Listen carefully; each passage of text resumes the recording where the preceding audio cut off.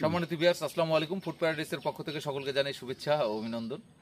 আপনারা দেখতে পাচ্ছেন যে আমি আমার বন্ধু আসাদকে নিয়ে লিচু গাছের মধ্যে বসে আছি। তা ভাবলাম যে এই ভিডিওটা একটু ধারণ করে নেই। হ্যাঁ, এটা স্মৃতির মধ্যে থাকবে। আসাদ আমার বাল্য বন্ধু, আমার স্কুল ফ্রেন্ড। আসাদ সব গাছের মধ্যে বসে আছি, আমরা শৈশবে ফিরে গেছি, অনেক মজা। আসাদ বলতেছে উঠতে পারবি না, আমি বললাম যে কেন পারবো না, এই যে দেখেন উঠে গেছি একদম গাছের ডালের মধ্যে।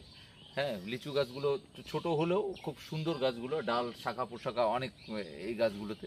এবং মানে গাছে উঠে একদম শৈশবের কথা মনে পড়ে যাচ্ছে, মনে হচ্ছে যে এখানে আমরা দোলনা ঝুলি। লিচু থাকলে লিচু পারে। হ্যাঁ, লিচু থাকলে লিচু পারতাম। তুমি বলো, কিছু বলো, কেমন মজা লাগতেছে? তো মনে হচ্ছে কেমিক্যাল কিছু লিচু লাগাই দিয়ে পারে খাই আমরা এখন। এখন না, যেহেতু এখন লিচু নাই, আসাদ বলতেছে যে কিছু কৃত্রিম লিচু আমরা লাগাই দিয়ে আমরা লিচু খাই। তো আমি বলি যে আপনারা সবসময় আপনাদের সময় বের করবেন।